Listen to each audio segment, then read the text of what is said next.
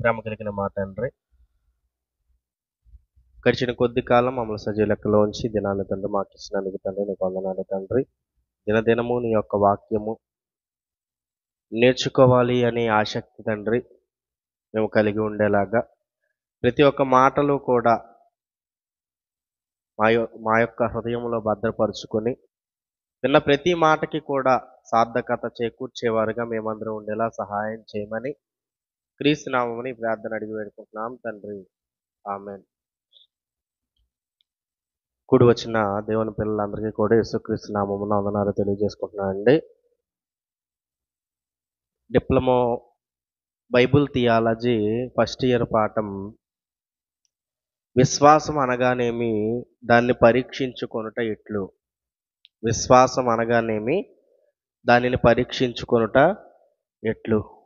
నిజానికి అవకాశం ఉంటే వారానికి ఒక్కసారన్నా ఈ పాఠం మనం చదువుకుంటూ ఉండాలి. వారానికి ఒక్కసారైనా మనకు వింటూ ఉండాలి. ఎందుకంటే కొద్ది కాలం అయిపోయిన తర్వాత మనం ప్రారంభ పాఠాలని మర్చిపోయి విశ్వాసములో, వాక్యంలో మనకు తెలియకుండానే ఎంతో వెనకబడిపోతుంటామండి. ఎందుకంటే డిప్లొమా ఫస్ట్ ఇయర్ పాఠాలు, సెకండ్ ఇయర్ పాఠాలు ఈ కోర్సు దాటి వెళ్ళిపోయిన తర్వాత ఎంబీటీఎస్ చేసినప్పటికీ ఈ పాఠాల ప్రకారం బ్రతుకులు ఉండవు.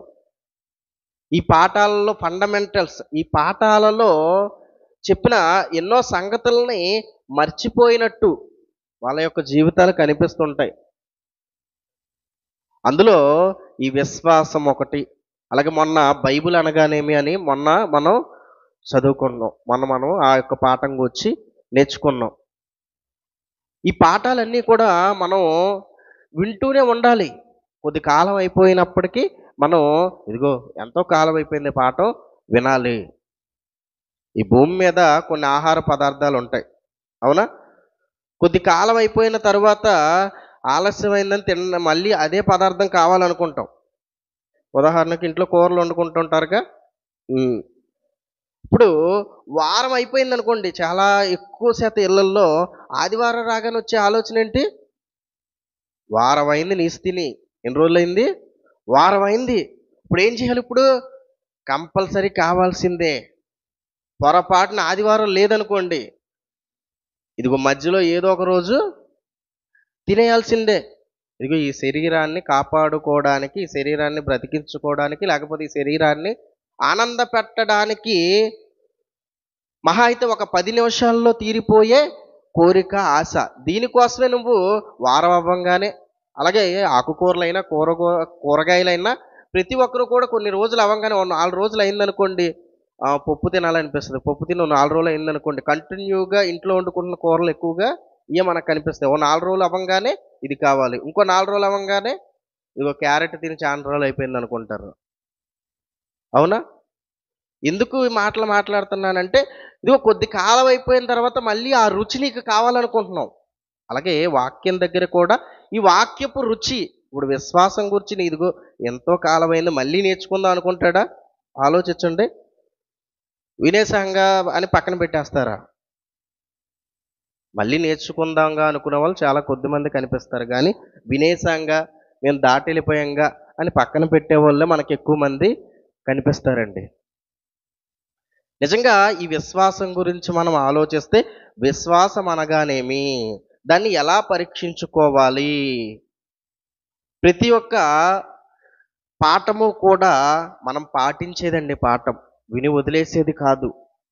ఈ విశ్వాసం అనే పాఠాన్ని ఎంతోమంది విని వదిలేశారు కాబట్టే ఈ యొక్క విశ్వాసములో ముందుకు వెళ్ళలేకపోవడం అనేది మనకి కనిపిస్తుంది. ఏమండి? లూకాసు వార్త 17వ అధ్యాయము 5వ వచనం ఒక్కసారి మనం చూసుకుందాం. లూకాసు వార్త 17వ అధ్యాయము 5వ వచనం. మనమైతే విశ్వాసం గురించి ఇదిగో కాలక్రమేణా ఎన్నో కార్యక్రమాలు జరుగుతూ ఉంటాయి. ఈ కార్యక్రమాల్లో పాల్గొని దేవుని పని చేస్తే చాలు అనుకుంటూ మనం వెళ్ళిపోతుంటామేమో కానీ, మధ్యలో ఈ శిష్యులు కూడా చేస్తానే ఉన్నారు. యేసుక్రీస్తుతో పాటే ఉన్నారు. ఎన్నో పనులు చేస్తానే ఉన్నారు. చేస్తూ మధ్యలో ఏమడుగుతున్నారు యేసుక్రీస్తుని ఒకసారి చూడండి. అక్కడ అపోస్తులు మా విశ్వాసము వృద్ధి పొందించుమని ప్రభువుతో చెప్పగా, ఏమడుగుతున్నారండి? విశ్వాసం వృద్ధి పొందించమని అడుగుతున్నారా? ఈరోజు 750 కోట్ల మంది ప్రపంచ జనాభా. ఇందులో క్రైస్తవులుగా మారిన వారు, లేకపోతే యేసుక్రీస్తుని నమ్మిన వారి సంఖ్య ఇంచుమించు 350 కోట్ల మంది మనకి కనిపిస్తుంటారు.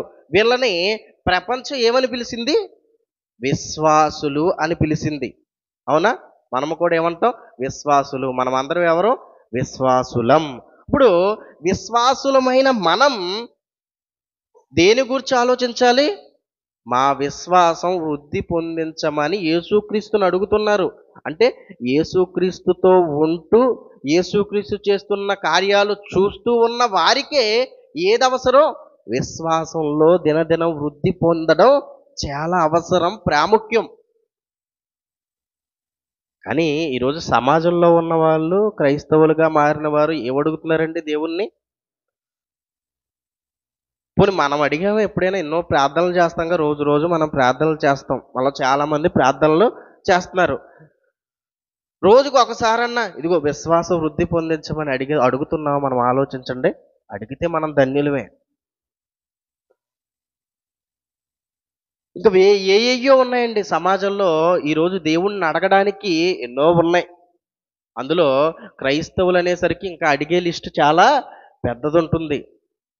రోగాలు పోవాలని అడుగుతున్నారు, ఉద్యోగాలు రావాలని అడుగుతున్నారు, పెళ్ళిళ్ళు కావాలని అడుగుతున్నారు, లేకపోతే ఆశీర్వాదాలు కావాలని అడుగుతున్నారు. ఇయే కదండి క్రైస్తవులు. లోకంలో ఉన్న క్రైస్తవులు దేవుణ్ణి నమ్ముతున్నామని చెప్పుకున్నవారు నమ్మడానికి కారణాలు ఇవే. వచ్చిన తర్వాత, నమ్మిన తర్వాత, చర్చికి వచ్చిన తరువాత కూడా దేవుణ్ణి మళ్ళీ ప్రార్థనలో అడిగేది ఇవే. ఇంకా వాక్యం గురించి, విశ్వాసం గురించి ఇంకేం నేర్చుకోగలరు? ఈరోజు క్రైస్తవ్యం ఎన్నో ముక్కలైపోయిందండి. ఎన్నో వేల ముక్కలు క్రైస్తవ్యం అయిపోయింది. ఎవరికి నచ్చిన బోధ చేస్తూ, ఇదిగో ఇది మా విశ్వాసం, మీ పాస్టర్ గారు చెప్పారా, మీ విశ్వాసం మీది బ్రదర్, మా విశ్వాసం మాది బ్రదర్ అనే స్థాయికి క్రైస్తవులు వచ్చేసారు. ఎన్నో డినామినేషన్లు మనకు తెలుసు. రోమన్ క్యాథలిక్ కానీ, పెంతుకోస్తు కానీ, బాప్టిస్ట్ కానీ, లోదరన్ కానీ, ఎన్నో ఫెలోషిప్పులు, ఎన్నో డినామినేషన్లు మనకి బయట కనిపిస్తాయి. ఇది కాక, ఈ సంస్థలు కాక ఇండివిజువల్గా చేసుకునేవారు ఎంతోమంది. ఎవరి బోధ వాళ్ళదే. అడిగితే ఇదిగో మీ పాస్టర్ గారు ఇలా చెప్పారా, మా పాస్టర్ గారు ఇలా చెప్పారు, మేము ఇదే ఫాలో అవుతాం. ఇంకోటి అపోస్తుల సహవాసం అని ఇంకోటి వచ్చింది. ఇన్ని శాఖలుగా, ఇన్ని మొక్కలు క్రైస్తవులు అయిపోయి, ఈ మొక్కలు ఎందుకు వచ్చాయో తెలుసా అండి? రోమన్ క్యాథలిక్ కానీ, పెంతుకోస్తు కానీ, బాప్టిస్ట్ కానీ, లోదరన్ కానీ, ఒక దాంట్లోంచి ఎన్నో మొక్కలు రావడం. ఇదిగో అతనికి ఇతనికి తేడా రావడం, ఇదిగో ఒక రెఫరెన్స్ దగ్గర తేడా రావడం. ఎప్పుడైతే తేడా వచ్చిందో, ఇదిగో నాకు నచ్చింది నేను చెప్పుకుంటా, ఇంక నీ దగ్గర నుంచి నేను వెళ్ళిపోతానని తనకు నచ్చింది తను చెప్పుకొని అది ఒక డినామినేషన్ అయిపోయింది. ఇలాగే ఎన్నో మొక్కలుగా ఈరోజు సమాజం విడిపోయి, నీ విశ్వాసం నీది, నా విశ్వాసం నాది అని సంఘాలు సైతం మాట్లాడుతున్నాయి. విశ్వాసులు సైతం మాట్లాడుతున్నారు. నిజానికి బైబిల్లో ఎన్ని విశ్వాసాలు ఉన్నాయి? బైబిల్లో దేవుడు ఇదిగో లోదరన్కి ఒక విశ్వాసం, లేకపోతే బాప్టిస్ట్కి ఒక విశ్వాసం, ఇదిగో ఎన్నో శాఖలుగా, 3000 శాఖలుగా విభజింపబడిన క్రైస్తవులు, ఇదిగో ప్రతి ఒక్కరికి ఒక విశ్వాసాన్ని నేను ఇచ్చాను అని బైబిల్లో ఎక్కడైనా ఉందా అండి? బైబిల్లో ఎక్కడా మనకు కనిపించదండి. బైబిల్లో ఏం కనిపిస్తుంది? ఎఫెసీ పత్రిక 4:5 చూడండి. విశ్వాసం అనగానేంటి, విశ్వాసాలు ఎన్ని అని మనం ప్రారంభంలో ఆలోచిస్తే 4:5 ప్రభువు ఒక్కడే, విశ్వాసము ఒక్కటే, బాప్తిస్మము ఒక్కటే, అందరికీ తండ్రి అయిన దేవుడు ఒక్కడే. ఇక్కడ మనకి ఏం కనిపిస్తుంది? విశ్వాసం ఒక్కటే అన్న పదం కనిపిస్తుంది. ఈరోజు 3000 మొక్కలైపోయి ఏం మాట్లాడుతున్నారు? 3000 విశ్వాసాలు కనిపిస్తున్నాయి లోకంలో. అంటే ఇవన్నీ కూడా బైబిల్లో ఉన్న విశ్వాసం వేరు, ఈరోజు సమాజంలో నమ్ముతున్నామని చెప్పుకుంటున్న వారి విశ్వాసాలు వేరా? ఆలోచించండి. వేరండి. అది వేరు, ఇది వేరు. దేవుడు చెప్పిన విశ్వాసులుగా, దేవుడు చెప్పిన విశ్వాసం కలిగి ఎవరు మనకి కనిపించరు. కానీ దేవుడు చెప్పిన విశ్వాసం చాలా గొప్పది. ఆ విశ్వాసం ఒకటే ఎన్నో ముక్కలుగా, ఎన్నో రకరకాలుగా ఉంటుందనుకుంటే పొరపాటు. విశ్వాసం ఒక్కటే అన్నాడు దేవుడు. అది పాత నిబంధన కాలంలో ఎంతో మంది విశ్వాసులుగా ఉన్న నమ్మిన విశ్వాసమే గాని, కొత్త నిబంధన కాలంలో దేవుని కోసం ప్రాణత్యాగం చేసిన క్రైస్తవుల విశ్వాసమే గాని ఏంటి? విశ్వాసం ఒక్కటే. ఏంటా విశ్వాసం? అసలు విశ్వాసం అనగా ఏంటి అని మనం ప్రశ్న వేసుకుంటే అది కూడా ఏమండి, హెబ్రీయులకు రాసిన పత్రిక 11వ అధ్యాయం మొదటి వచనంలో మనకి ఈ మాటలు కనిపిస్తాయి. హెబ్రీయులకు రాసిన పత్రిక 11వ అధ్యాయం మొదటి వచనం. విశ్వాసం అనున్నది నిరీక్షింపబడు వాటి యొక్క నిజస్వరూపము. ఏమండి, విశ్వాసం అనగానే మనకి కూడా కొన్ని అర్థాలు తెలుసు. విశ్వాసం అనగానే ఏంటి? నమ్మడం. నమ్మడం. అయితే దేన్ని నమ్మాలి? దేని యందు మనం విశ్వసించాలి? దేని యందు మనం విశ్వసిస్తే అది విశ్వాసం అవుతుంది అనంగానే బైబిల్ ఆన్సర్ చెప్తుంది. విశ్వాసం అనున్నది నిరీక్షింపబడు వాటి యొక్క నిజస్వరూపము. నిరీక్షణ అనగానే మనకి ఏ పదం గుర్తొస్తుంది? ఎదురు చూపు. ఎవరి కోసం ఎదురు చూస్తావు? దేనికోసం నువ్వు ఎదురు చూస్తావు? ఆలోచించండి. మన బంధువులో, మన చుట్టాలో, లేకపోతే ఎప్పుడైనా కొత్తగా సంఘానికి వచ్చేవారో వేరే ప్రాంతం నుంచి, వేరే ఊరు నుంచి వస్తామని చెప్పినప్పుడు అప్పుడు ఏం చేస్తాం? వాళ్ళ కోసం ఎదురు చూస్తాం. మొన్న శేఖర్ అన్నయ్య గారు వచ్చారు, అవునా? ఫ్రైడేగా వచ్చింది. వచ్చేంతవరకు ఏం చూసాం? ఎదురు చూసాం. ఎప్పుడు వస్తారు, ఎప్పుడు దిగారు, ఎక్కడికి వెళ్తున్నారు, ఎక్కడి నుంచి ఇక్కడికి వస్తున్నారు, ప్రతిదీ కూడా ఇదిగో ఎదురు చూస్తూ మనం ఉంటాం వచ్చేదాకా. విశ్వాసం అనేది నిరీక్షింపబడి వాటి యొక్క నిజస్వరూపం. ఇప్పుడు నీ యొక్క ఎదురు చూపుకి ఒక రూపం అనేది ఎప్పుడు కనిపిస్తుంది? నువ్వు నిరీక్షించావు కదా, నిరీక్షించినప్పుడు నీకేమన్నా కనిపిస్తుందా? కనిపించదు. మనిషి ఉంటే నిరీక్షణ ఎందుకు ఉంటుంది? నీ నిరీక్షణకి నిజస్వరూపం ఎప్పుడు కనిపిస్తుందంటే అతను వచ్చినప్పుడు. నువ్వు ఎవరి కోసమైతే ఎదురు చూస్తున్నావో ఆ ఎదురు చూసిన వ్యక్తి నీ కళ్ళ ముందుకు ఎప్పుడైతే వస్తాడో అప్పుడు రూపం నీకు కనిపిస్తుంది. అంతేనా? ఆ మనిషి వచ్చాకే మనం ఇదిగో ఆ మనిషిని చూసి ఎదురు చూపుకి ఫలం దక్కింది. అలాగే విశ్వాసము కూడా నిరీక్షింపబడు వాటి యొక్క నిజస్వరూపము. దేనికోసం క్రైస్తవులు నిరీక్షించాలి? ఆశీర్వాదాల కోసం నిరీక్షించమంటున్నారు. కొంతమంది మీరు బోధకులుగా మారాలి అంటే దేవుని యొక్క పిలుపు కోసం నిరీక్షింపమంటున్నాడు. ఏమండి, ఒక్కొక్కరు ఒక్కొక్క దానికోసం నిరీక్షింపమని చెప్పడం మనకి కనిపిస్తుంది. కానీ అసలు దేనికోసం నిరీక్షించాలి? దేనికోసం ఎదురు చూడాలి? ఎవరైనా వస్తాను అని మనకు మాట ఇచ్చారా? ఆలోచించండి. బైబిల్ గ్రంథంలో ఎవరైనా వస్తే మనం ఎదురు చూడాలి. మనకి ఎవరైనా వస్తారని మాట ఇచ్చారా? ఆలోచించండి. ఎవరిచ్చారు మాట? యేసుక్రీస్తు వారు. యేసుక్రీస్తు వారు మాట ఇచ్చాడు. ఏమని?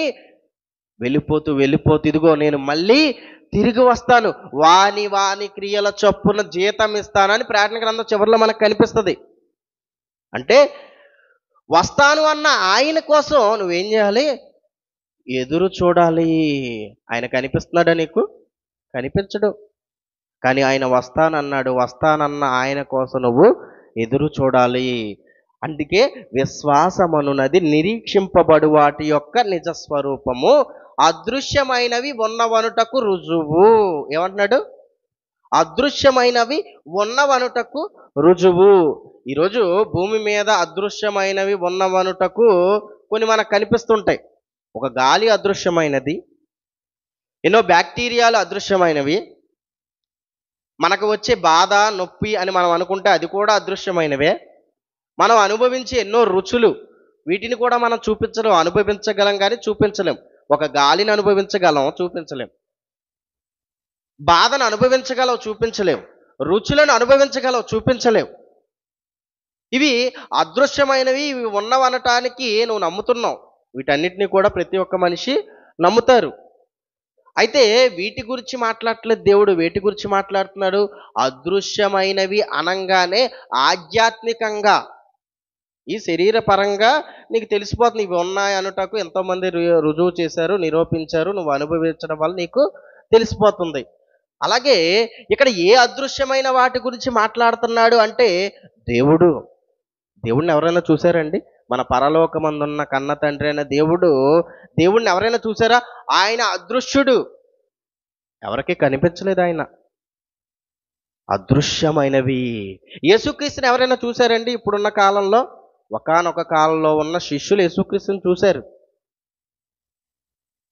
ఆ కాలంలో బ్రతికిన కొద్దిమంది యేసుక్రీస్తుని చూశారు. ఈ కాలంలో ఎవరైనా యేసుక్రీస్తుని చూసారా? చూడలేదు. అంటే ఆయన కూడా కనిపించాడా, కనిపించలేదా? మనకి కనిపించలేదు. అలాగే పరలోకాన్ని ఎవరైనా చూసామా? పరలోకాన్ని మనం ఎవరైనా చూసామా? ఎవరూ చూడలా. పరలోకాన్ని ఎవరు చూడలేదు. అలాగే మనలో ఉన్న ఆత్మ, మనమే ఆత్మ కదా, మన ఆత్మని మనం చూసుకున్నామా? ఆలోచించండి. మన ఆత్మని మనం చూడలేదు. దెయ్యాన్ని ఎవరైనా చూసారా? చెట్టు మీద ఉంది, ఏమండి, తెల్ల చీర కట్టుకుంది, మల్లెపూలు పెట్టుకుంది, గాజులు వేసుకుంది, చేతులు వెనక్కున్నాయి, ఏమండి, కాళ్ళు వెనక్కి తిరిగి ఉన్నాయి, నేను చూశాను. ఇవన్నీ కాకమ్మ కవులండి. అసలు దెయ్యం అనగానే ఇదిగో మనుషుని హృదయంలో ఉండి మనుషునికి ఎన్నో తప్పుడు ఆలోచనలు పుట్టిస్తున్న అదృశ్య శక్తి. దాన్ని ఎవరైనా చూసారండి? దాన్ని ఎవరు చూడలేదు. నరకాన్ని ఎవరైనా చూసారా? పోనీ ఆలోచించండి. ఈ భూమి మీద బ్రతికున్నంత కాలంలో ఇప్పుడు మనం చెప్పుకున్నవి ఎవరో కూడా చూడరు. నరకాన్ని చూడలా, స్వర్గం పరలోకాన్ని చూడలేదు, తండ్రి అయిన దేవుణ్ణి చూడలేదు. పోనీ పరిశుద్ధాత్మ దేవుణ్ణి చూసారా? చూడలేదు. ఇగో ఈ చూడనివి, అదృశ్యమైనవి ఉన్నవనుటకు రుజువు. ఏంటి రుజువు? నీ విశ్వాసమే రుజువు, నీ యొక్క నమ్మకమే రుజువు. వీటిని ఎలాగైతే, ఇదిగో ఈ భూమి మీద ఉన్న కొన్నిటిని ఎలాగైతే నువ్వు అనుభవించి అవి ఉన్నాయని నువ్వు తెలుసుకుంటావో, ఇదిగో వీటిని కూడా, ఇదిగో దేవుని గూర్చి కూడా నువ్వు అనుభవించాలి. దేవుడు చెప్పిన మాటలు నువ్వు ధ్యానించాలి. యేసుక్రీస్తు చెప్పిన మాటలు ధ్యానించాలి. అప్పుడే ఆయన ఉన్నాడు, ఆయన సత్యవంతుడు, ఇదిగో ప్రపంచంలో ఒక ఉన్నతమైన స్థానంలో ఇదిగో బైబిల్ గ్రంథం ఉందని మనం నమ్మగలుగుతాం. విశ్వాసం అనున్నది నిరీక్షింపబాడు వాటి యొక్క నిజస్వరూపము, అదృశ్యమైనవి ఉన్నవనుటకు రుజువునై ఉన్నది. తరువాత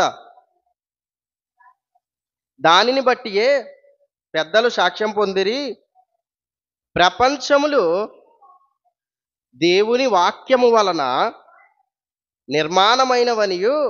చాలండి. ప్రపంచములు దేవుని వాక్యం వలన నిర్మాణమైనవి.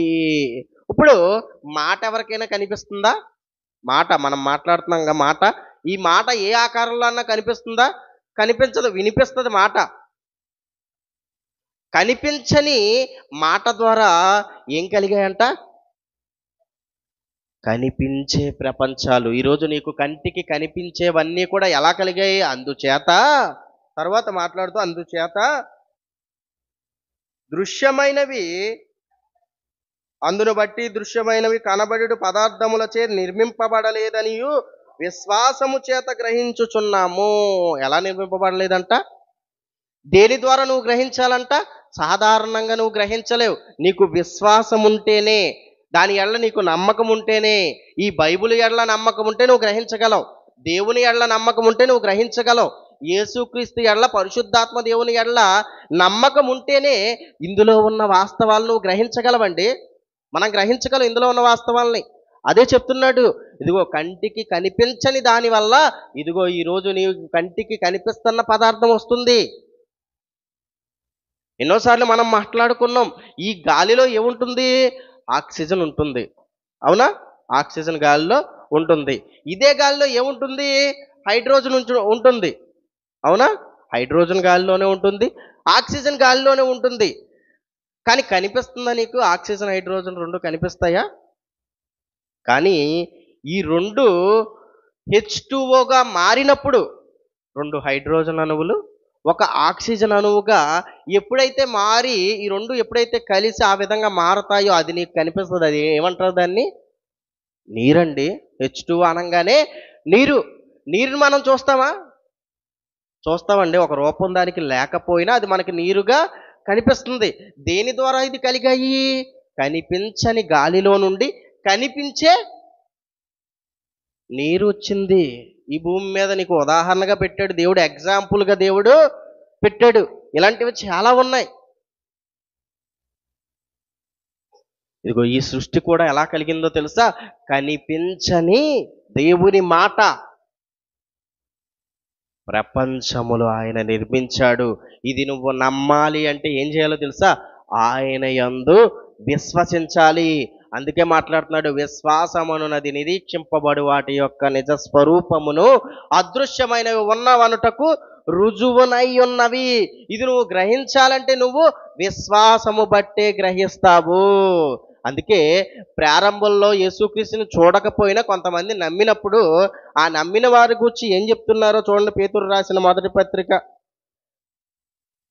1వ అధ్యాయం 8-9 వచనాలు. పేతురు రాసిన మొదటి పత్రిక 1వ అధ్యాయం 8-9 వచనాలు. మీరు ఆయనను చూడకపోయినను ఆయనను ప్రేమించుచున్నారు. ఇప్పుడు ఆయనను కనులారా చూడకయే విశ్వసించుచు మీ విశ్వాసమునకు ఫలమును అనగా ఆత్మరక్షణను పొందుచు చెప్పన సఖ్యము కాని మహిమయుక్తమైన సంతోషము గలవారే ఆనందించుచున్నారు. అంటే ఇక్కడ మనకి ఏమర్థమవుతుంది? పేతురు గారు యేసుక్రీస్తుని చూశారండి. పేతురు గారు యేసుక్రీస్తుని చూశారు. కానీ కొంతమంది యేసుక్రీస్తు చూడకపోయినా, దేవుణ్ణి చూడకపోయినా ఏం చేశారు? నమ్మారు. నమ్మడం వల్ల ఇదిగో మీకు ఆనందం కలుగుతుంది, మీకు మేలు కలుగుతుంది అని చెప్పడం మనకు కనిపిస్తుంది. అలాగే యేసుక్రీస్తు శిష్యులైన తోమ మనందరికీ తెలుసు. తోమ ఇదిగో ఎంతో మంది యేసుక్రీస్తు తిరిగి లేచాడని చెప్పినప్పుడు కొంతమంది నమ్మినప్పటికీ తోమ ఎలా మాట్లాడాడండి? ఇదిగో నేను ఆయనకి మేకులు కొట్టారు కదా, ఆ గాయాలు ముట్టుకుంటే గాని నేను ఆయన్ని నమ్మను అని తోమా చెప్పడం మనకు కనిపించినప్పుడు యేసుక్రీస్తు వచ్చి ఏం చెప్పాడో తెలుసా? ఇదిగో చూసి నమ్మిన వారి కంటే చూడక నమ్మిన వారు ధన్యులు. అదే విశ్వాసం, అదే నమ్మకం. ఈరోజు ఎంతో మంది చూడకుండా నమ్మారు, కానీ ఆ యొక్క నమ్మకాన్ని పరిపూర్ణం చేసుకోవడానికి ఎవరో కష్టపడలేదండి. అందుకే యేసుక్రీస్తును 3000 మంది క్రైస్తవులుగా విశ్వాసులుగా పిలువబడుతున్నారంటే చూడకపోయినా నమ్మారు, కానీ దాన్ని సంపూర్ణం చేసుకోలేకపోతున్నారు. శిష్యులు కూడా ఎన్నో విని ఎన్నో మాటలు విని మారినప్పటికీ ఏది పరిపూర్ణం కావాలనుకుంటున్నారు శిష్యులు?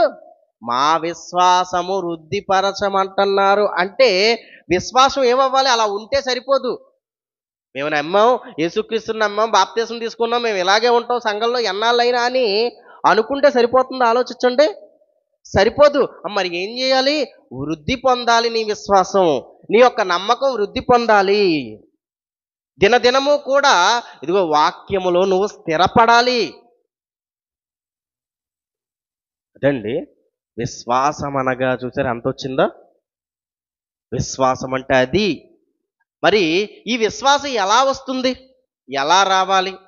ఈరోజు సమాజంలో యేసుక్రీస్తుని నమ్మిన వారు కానీ, యేసుక్రీస్తు పేరు చెప్పి సమాజాన్ని మార్చాలనుకున్న వారు కానీ ఎంతోమంది కొన్ని తప్పుడు విధానాలని బయటకు తీసుకొచ్చారు.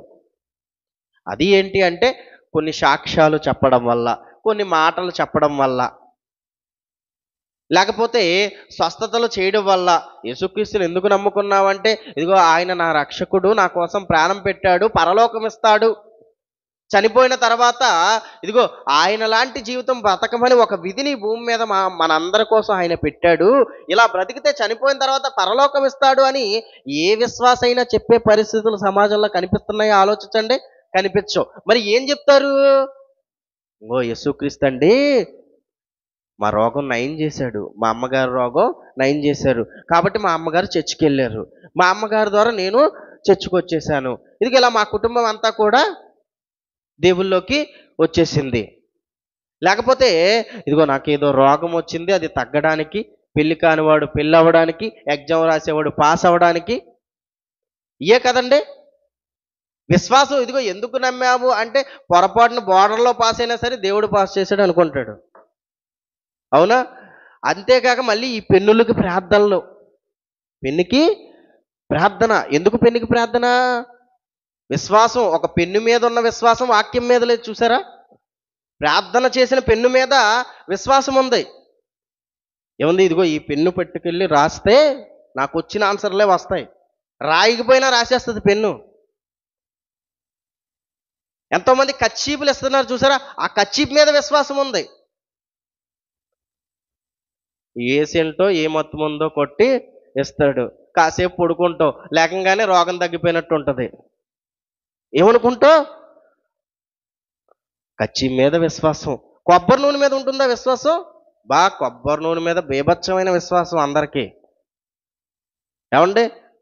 నెత్తి మీద సిలువ వేయించుకుంటారు, స్ప్రే జల్లించుకుంటారు ముఖం మీద, కొబ్బరి నూనె కొనుక్కుని తాగేస్తారు. 10 రూపాయల కొబ్బరి నూనె 25 రూపాయలకి 30 రూపాయలకి కొనుక్కుని అదే తాగేస్తారు. ఏంటి అనగానే విశ్వాసం. ఒక కొబ్బరి నూనె డబ్బా మీద విశ్వాసం, కచ్చిప్ మీద విశ్వాసం, పాస్టర్ గారి చెయ్యి మీద విశ్వాసం. ఇన్నిటి మీద మనిషికున్న విశ్వాసం. పాస్టర్ గారు కానీ ప్రపంచంలో ఉన్న వారందరూ దేనినైతే అనుసరిస్తున్నారో ఆ బైబిల్ గ్రంథం మీద మాత్రం మనిషికి విశ్వాసం లేదు చూసారా? ఎందుకంటే దేన్నైనా నమ్మితే ఏం చేస్తాం? దాని గురించి ఆలోచిస్తాం, దాని గురించి తెలుసుకుంటాం. ఇప్పుడు బైబిల్ గ్రంథాన్ని నమ్మిన వారు, యేసుక్రీస్తుని నమ్మిన వారు దేన్ని నమ్మాలి? బైబిల్ని నమ్మాలి. మరి బైబిల్ని నమ్మినప్పుడు ఈ బైబిల్ చదవాలి కదా, బైబిల్ని పరిశీలించాలి కదా.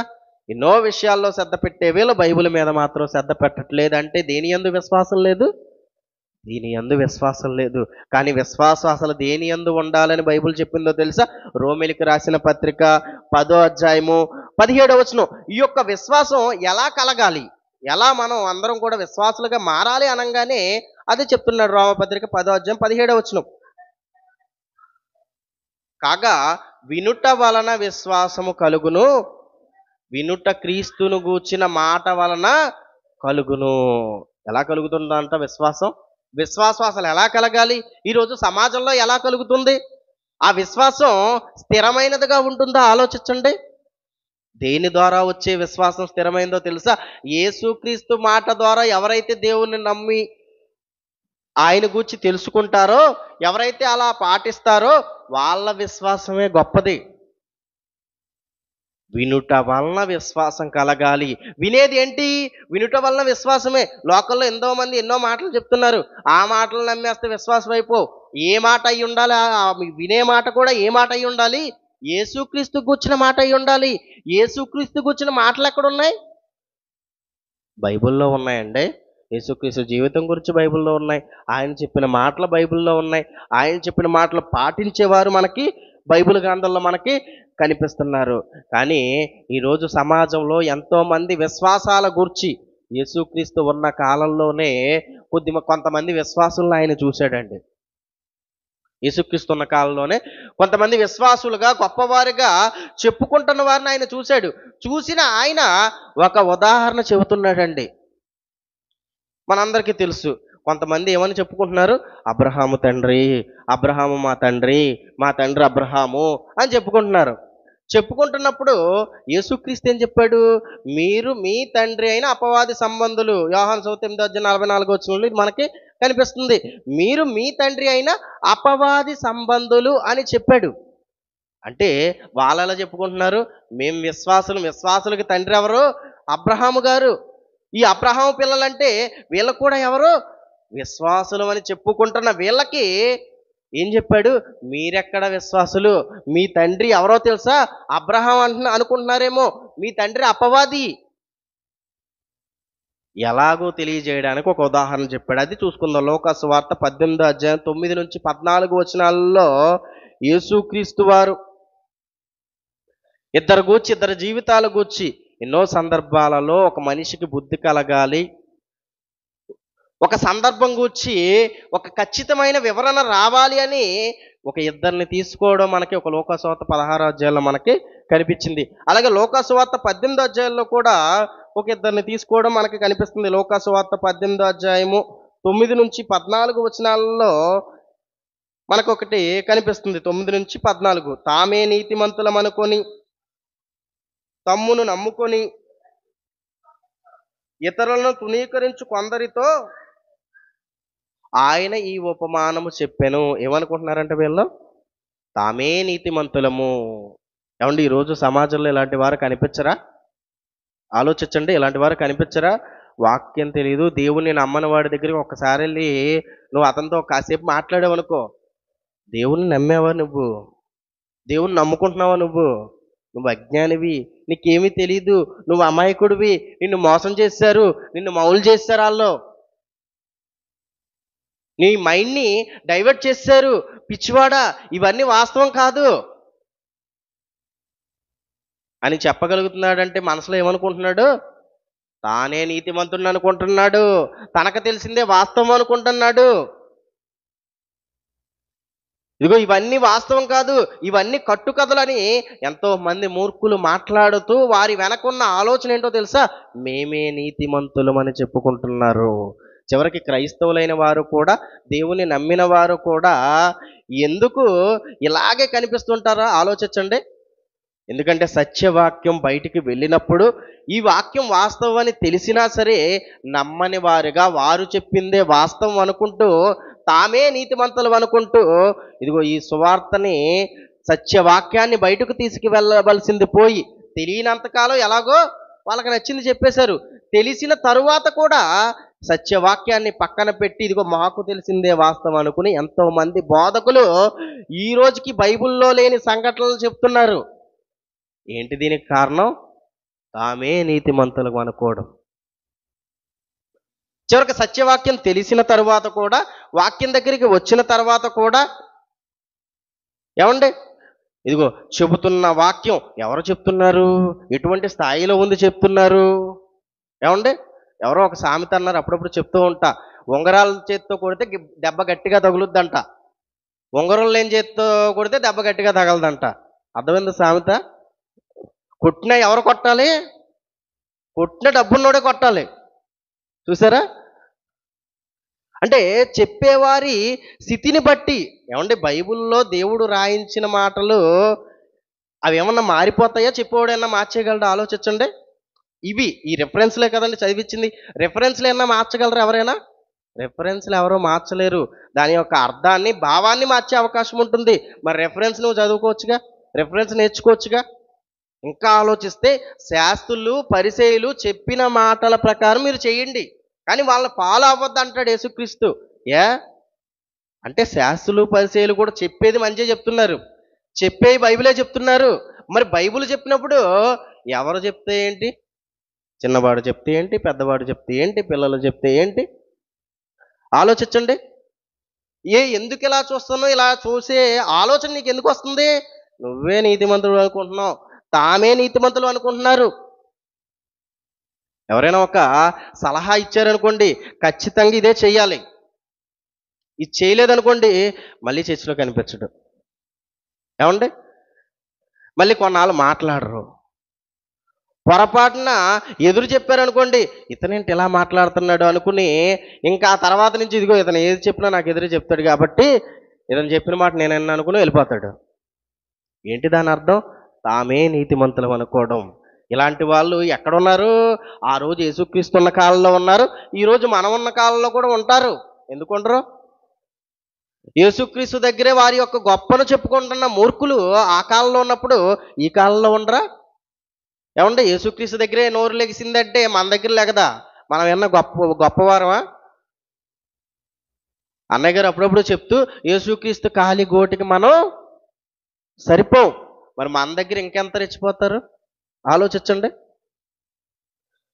అందుకే తామే నీతిమంతులం అనుకొని తమ్మును నమ్ముకొని ఇతరులను తృణీకరించిన కొందరితో ఆయన ఉపమానము చెప్పెను.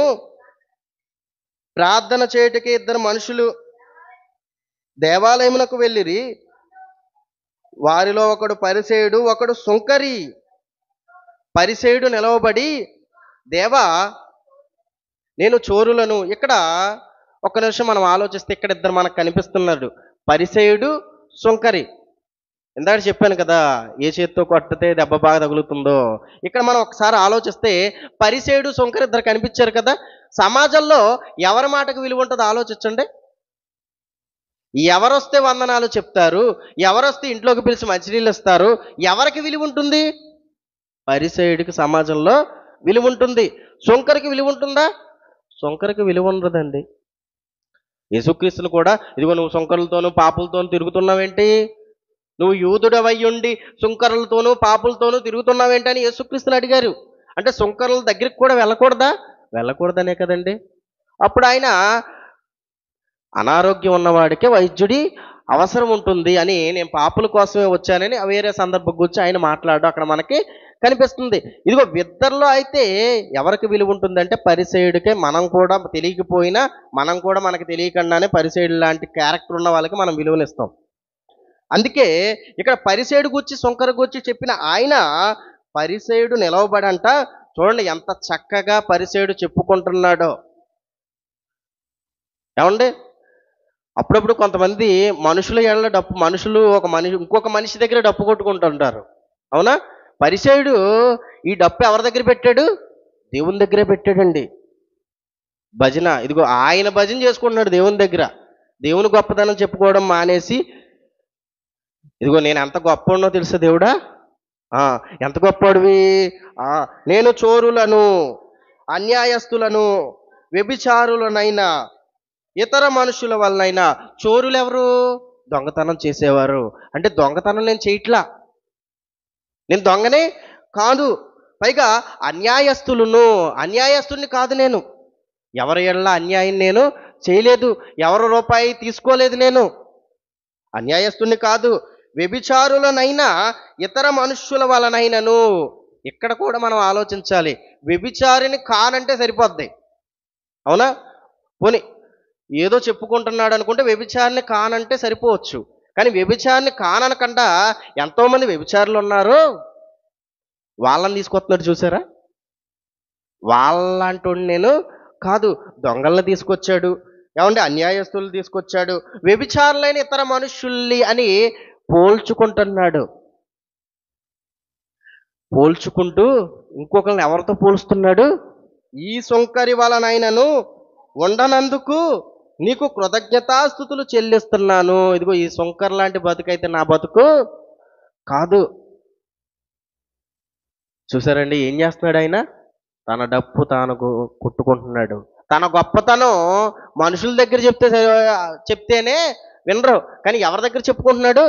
దేవుని దగ్గర చెప్పుకుంటున్నాడు. ఇప్పుడు మనం ఆలోచించాలి, పరిసేయుడు పాపం చేయలేదా తన జీవితంలో? అంటే దేవుని దగ్గరికి వెళ్ళి ఆయనతో ప్రార్థించినప్పుడు పరిసేయుడికి తాను చేసిన మంచి కార్యాలే గుర్తొచ్చాయి, కానీ తనలో ఉన్న లోపాలు గుర్తుకు రాలా. ఇది జ్ఞాపకం ఉంచుకోవాలి. విశ్వాసం అనగానేమి, దాన్ని పరీక్షించుకున్నట్టు ఎట్లు దగ్గర ఉన్నాం మనం. పరిసేయుడు ఎలా పరీక్షించుకుంటున్నాడంటే తాను చేసిన మేజర్ పాయింట్స్, గొప్పతనాలు. ఏమండి, ఈ మూడే ఉన్నాయి లోకంలో. ఈ మూడు లక్షణాలు మనకు కనిపించాయి కదా. ఇక తిమోతి పత్రిక 2 తిమోతి 3వ అధ్యాయం వెళ్ళంగానే, అంచె దినములలో అపాయకరమైన కాలం వచ్చును, ఎలాగనగా మనుషులు స్వార్థ పేరు, బెంకములాడువారు. ఎన్ని లక్షణాలు కనిపిస్తాయి? ఆ లక్షణాల గురించి ఎందుకు ఈయన మాట్లాడలేదు? ఆలోచించండి. ఈ పరిసయ్యులు ఒక సిద్ధాంతం తీసుకొచ్చారు. యేసుక్రీస్తు ఉన్న కాలంలోనే ఒక సిద్ధాంతం తీసుకొచ్చేవాళ్ళు. ఏంటో తెలుసా అది? తల్లిదండ్రులకి చేయవలసింది, పాత నిబంధన కాలంలో ధర్మశాస్త్రంలో తల్లిదండ్రులకి చేయవలసిన కొన్ని విధులు ఇచ్చాడు. ఇదిగో నీ తల్లిదండ్రులు ప్రేమించు, నీ తల్లిదండ్రులు సన్మానించు అని దేవుడు ధర్మశాస్త్రంలో విధులుగా పెట్టడం మనకు కనిపిస్తుంది. కొత్త నిబంధన కాలం వచ్చాక కూడా పెద్దల ఎడల ఇదిగో మంచి భావం కలిగి ఉండి వాళ్ళని జాగ్రత్తగా చూసుకొని కొత్త నిబంధన కాలం వచ్చినా చెప్పారు. కానీ ఈ పరిసయ్యులు, ధర్మశాస్త్రోపదేశకులు ఒక పద్ధతిని తీసుకొచ్చారు. అదేంటి అంటే మనందరికీ తెలుసు. అప్పుడప్పుడు హైందవుల్లో మనకి ఈ పదం వినిపిస్తుంటుంది. ఏంటి అంటే, ఇదిగో ఏ పనన్నా నువ్వు చేయకపోతే ఆ పని అంతా అయిపోయిన తర్వాత ఆ పని పట్టుకుని మామ అంటే సరిపోతుంది. గుర్తొచ్చిందా?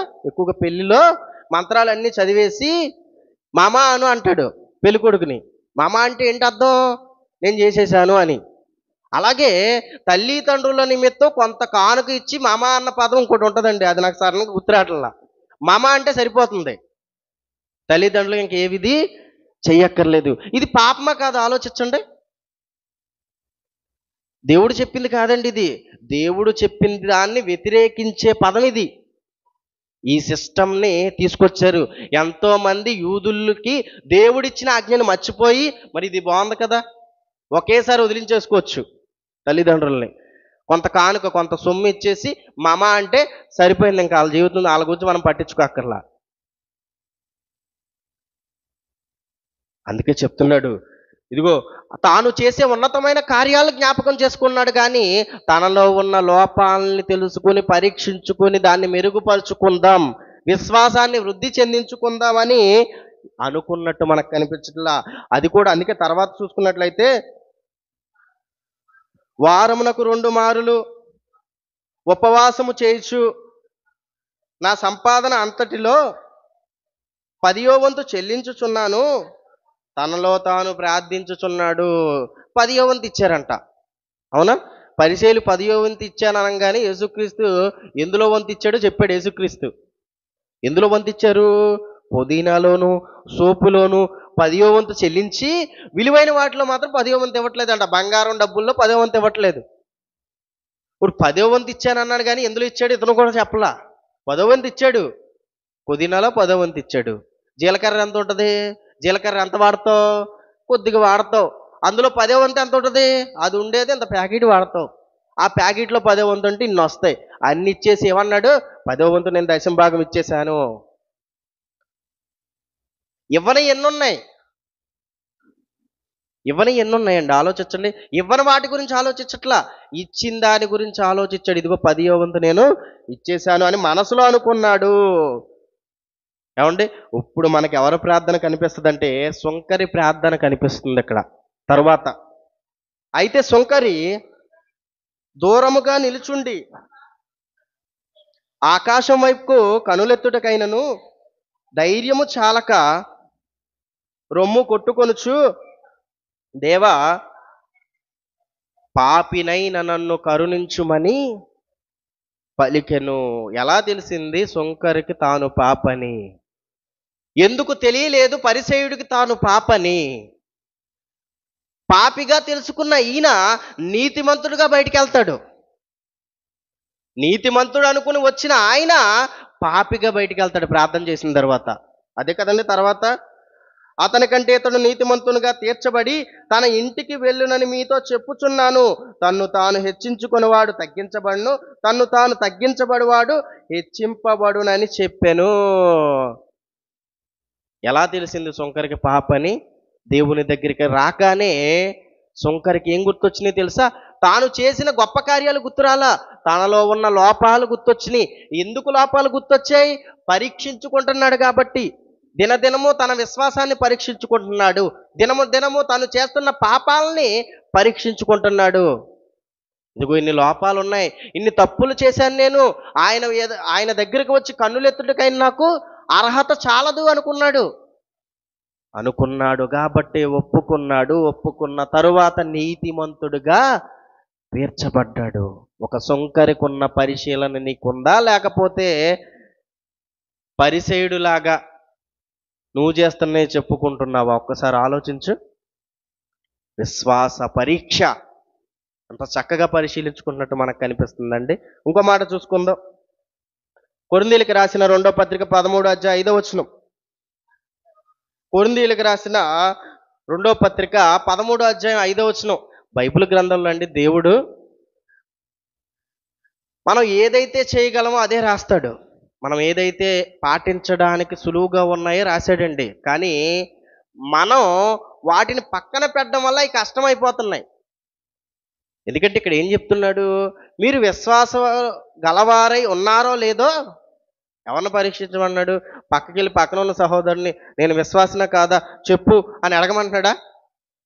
ఆలోచించండి. అడిగితే ఏం చెప్తాడు? నువ్వంటే ఇష్టం ఉందనుకో, లేకపోతే కొంచెం మొహమాటస్తుడు అనుకో, నువ్వు ఎవరనుకున్నావు? నువ్వు యేసుక్రీస్తు తర్వాత నువ్వే అంటాడు, నువ్వంటే ప్రేమ ఉంటే. కొంచెం మొహమాటస్తుడు అనుకో, నువ్వు విశ్వాసమే అంటాడు. అవునా? పోనీ నువ్వు నచ్చనోడి దగ్గరికి వెళ్ళావు అనుకో, నువ్వు పరమపాపివి నువ్వు అంటాడు ఆడు. ఏమండి? అంతేనా? ఇదిగో మనుషుల దగ్గరికి వెళ్తే ఇదిగో ఇలాంటివి నీకు వస్తాయేమో కానీ, ఇదిగో నీ విశ్వాస పరీక్షకు అవసరమైన వాక్యాలు బైబిల్ గ్రంథంలో దేవుడు రాయించాడు. ఏమండి? ఇదిగో అప్పుడప్పుడు హాస్పిటల్కి వెళ్ళినప్పుడు బాడీ చెకప్ చేస్తారు. ఏమండి? ఎముకలు ఇరిగినాయి అనుకో ఏం తీస్తారు? ఎక్స్రే తీస్తారు. కొన్నిటికి బ్రెయిన్ దగ్గరికి వచ్చేసరికి ఎంఆర్ఐ తీస్తారు. ఒక్కొక్క దానికి ఒక్కొక్క స్కానింగ్ మనకు కనిపిస్తుంటుంది. దాని ద్వారా పరీక్షిస్తేనే తెలుస్తుంది ఏ అవయవం పాడైపోయిందో, కరెక్ట్గా ఉందో లేదో దాని ద్వారా పరీక్షిస్తేనే తెలుస్తుంది. అలాగే నీ యొక్క విశ్వాసాన్ని కూడా దేని ద్వారా పరీక్షించాలి? వాక్యము ద్వారా నువ్వు పరీక్షించుకోవాలి. ఎవరు పరీక్షించాలి? పక్కన ఉన్న వ్యక్తి కాదు, నువ్వే పరీక్షించుకోవాలి నీ విశ్వాసాన్ని. మీరు విశ్వాసం గలవారై ఉన్నారో లేదో మిమ్మును మీరే పరీక్షించుకొని శోధించుకొనిడి అంటున్నాడు అక్కడ. మీరు భ్రష్టులు కాని యెడల యేసుక్రీస్తు మీలో ఉన్నాడనియు మిమ్మును గూర్చి మీరే ఎరుగరా? పరీక్షించుకున్నాడు అక్కడ సుంకరి. పరీక్షించుకోలేదు పరిసయ్యుడు. పరీక్షించుకున్న ఆయన నీతిమంతుడుగా తీర్పు పొందాడు. పరీక్షించుకొని ఆయన అనీతిమంతుడుగా మారిపోయాడు, వేషధారిగా మారిపోయాడు. అందుకే ఈ పరీక్షించుకునే స్థితి ఎవరికిస్తున్నాడు? ఇదిగో ఎవరు విశ్వాసులుగా మారినా మీ విశ్వాసాన్ని ఎవరు పరీక్షించుకోవాలో తెలుసా? మీరే పరీక్షించుకోవాలి. ఎందుకంటే ఎవరైనా చెప్తే అనవగా నువ్వు వింటారండి? ఎవరైనా చెప్తే, ఎవరైనా మాట చెప్తే వింటారా? ఎవరైనా చూసుకో, ఇదిగో జాగ్రత్త, ఈ విషయంలో నాకు కొంచెం సందేహంగా ఉంది, నువ్వు అల్ప విశ్వాసం అయిపోతున్నావేమో అని ఎవరైనా చెప్తే అంటారా? అస్సలేనమండి మనం. అందుకే మన మనక్షాక్షే చెప్పాలని ఈ బైబిల్ని బట్టి నువ్వు పరీక్షించుకోమంటున్నాడండి దేవుడు. ఎంతోమంది విశ్వాసులు వారి యొక్క విశ్వాసాలని నిరూపించుకుని సాక్షులుగా మనకు కనిపించారు. ఒక అబ్రహాము ఒక సాక్షిగా అతని యొక్క విశ్వాసాన్ని క్రియలతో నిరూపించుకున్నాడు. తన యొక్క కుమారుణ్ణి బలివ్వడానికి సిద్ధపడి విశ్వాసులకు తండ్రి అయిన ఒక అబ్రహాము అతని యొక్క విశ్వాసాన్ని నిరూపించుకున్నాడు. ఒక దానియేలు గారు సింహపు బోనులోకి వెళ్ళి ఆయన తన విశ్వాసాన్ని నిరూపించుకున్నాడు. ఆ రోజున్న కాలంలో ప్రజలందరికీ రాజుకు మొక్కమని ఆజ్ఞగా ఇచ్చినప్పుడు అందరూ మొక్కినా సరే దానియేలు గారు మాత్రం ఇదిగో నేను మొక్కను, దేవునికి ప్రార్థిస్తా అని దానియేలు గారు ఒక్కడగా ఉన్న ఆయన విశ్వాసాన్ని నిరూపించుకున్నాడు. మాటలతో నిరూపించుకోవడం కాదు, అవసరమైతే ప్రాణాలు పోయినా పర్లేదు అనుకుని ఇదిగో సింహపు బోనులో వెళ్ళడానికి సిద్ధపడ్డాడు. సింహపు బోనులో వేసేశారు. తిరిగి వచ్చిన ఆయన తన విశ్వాసాన్ని నిరూపించుకున్నాడు. ఒక షద్రక్, మేషక్, అబేద్నెగోవులు వారి యొక్క విశ్వాసాన్ని వారు నిరూపించుకున్నారు. ఏమండి? అగ్నిగుండంలో పడవేస్తాను అంటే ఇదిగో చచ్చిపోయినా పర్లేదు, మా దేవుడు రక్షించకపోయినా పర్లేదు, చనిపోతే మేము పరలోకం వెళ్తాం, దేవుడున్న లోకం చేరతాం అని విశ్వాసం కలిగి బ్రతికిన వారి యొక్క బ్రతుకులు ఏమైనా ఇదిగో అగ్నిగుండంలోకి వెళ్ళారు. దేవుడు తోడుగా ఉన్నాడు, తిరిగి వచ్చారు. వారి యొక్క విశ్వాసాన్ని ఏం చేశారు? వారు నిరూపించుకున్నారు. అలాగే ఎంతో మంది వారి యొక్క విశ్వాసాలని నిరూపించుకున్నారు. పునాదులు గల పట్టణం కోసం ఎదురు చూస్తూ కనిపించని లోకం ఉందని ఒక అబ్రహాము, ఇస్సాకు, యాకోబులు ఇదిగో తనకు ఒక దేశాన్ని ఇస్తే గుడారాల్లో బతికి ఆ పట్టణం కోసమే బ్రతికారు అంటే, దానికోసమే నిరీక్షించారు అంటే వాళ్ళ విశ్వాసాన్ని నిరూపించుకోలేదా? ఆలోచించండి. వారి విశ్వాస పరీక్షలో వాళ్ళు నెగ్గలేదా? ఆలోచించండి. నెగ్గారండి. అందుకే అపోస్తలుడైన పౌలు గారు రాస్తూ తిమోతికి రాసిన 2వ పత్రిక 4వ అధ్యాయం 7వ వచనం, తిమోతికి రాసిన 2వ పత్రిక 4వ అధ్యాయం 7వ వచనం, విశ్వాసం అనగానేమి, దాన్ని ఎలా పరీక్షించుకోవాలి అంటే ఇదిగో ఎంతో మంది పరీక్షలో నెగ్గిన వారు ఉన్నారు. ఎలా పరీక్షించుకోవాలో దేవుడు చెప్పారు. ఇదిగో అలా పరీక్షించుకుని పాస్ అయిన వారు కూడా మనకు బైబిల్ గ్రంథంలో కనిపించారండి. తిమోతికి రాసిన 2వ పత్రిక 4వ అధ్యాయం 7వ వచనం, మంచి పోరాటము పోరాడి తిని, నా పరుగు కడముట్టి తిని, విశ్వాసము కాపాడుకుంటుని. ఎవరు? అపోస్తలుడైన పౌలు గారు 14 పత్రికలు రాసిన ఆయనే విశ్వాసాన్ని కాపాడుకోవాలి. కాపాడుకోకపోతే ప్రమాదమా, ఏదన్నా నష్టమా ఆలోచించండి. ఎందుకంటే కాపాడుకోకపోతే ఆ విశ్వాసం ఏమైపోతుంది? అల్ప విశ్వాసంగా మారిపోతుంది. విశ్వాసాన్ని కాపాడుకోవాలి, దినదినం కాపాడుకోవాలి విశ్వాసాన్ని. దినదినం వృద్ధి చేసుకోవాలి విశ్వాసాన్ని. దినదినం పరీక్షించుకోవాలి విశ్వాసాన్ని. ఈ భూమి మీద ఎన్నో సమస్యలు, ఈ భూమి మీద నీకు ఎన్నో పరీక్షలు ఎదురవుతుంటాయి విశ్వాసంలో. ఆ అన్ని పరీక్షల్ని, అన్ని బాధల్ని తట్టుకొని అంతం వరకు ఎవరైతే సహిస్తారో వారే రక్షింపబడిన అంటున్నాడు. కాబట్టి విశ్వాసం అనగా ఏంటి? నిరీక్షింపబడు వాటి యొక్క నిజస్వరూపం. దేనికోసం నిరీక్షించాలి? రాబోయే లోకం కోసం, యేసుక్రీస్తు కోసం, చనిపోయిన తర్వాత మనకొచ్చే నిత్య జీవం కోసం నిరీక్షించాలి, ఎదురు చూడాలి. ఈ విశ్వాసాన్ని ఎలా పరీక్షించుకోవాలి? ఏమండి, ఇదిగో ఎవరి విశ్వాసాన్ని వాళ్ళే పరీక్షించుకోవాలి. ఒక సొంకరి పరీక్షించుకున్నాడు కాబట్టి నీతిమంతుడుగా తీర్పు పొందాడు. బైబిల్లో ఉన్న ఎంతో మంది పరీక్షకి ముందు నిలిచారు. పరీక్షలో నెగ్గారు ఎంతోమంది. వాళ్ళు కూడా విశ్వాస వీరులుగా ఈ 11 అధ్యాయంలోనే, హెబ్రీ పత్రిక 11 అధ్యాయం మొదటి నుంచి చివరి వచనాలు చదువుకుంటే విశ్వాసుల వీరులు అందరూ మనకు అక్కడ కనిపిస్తారు.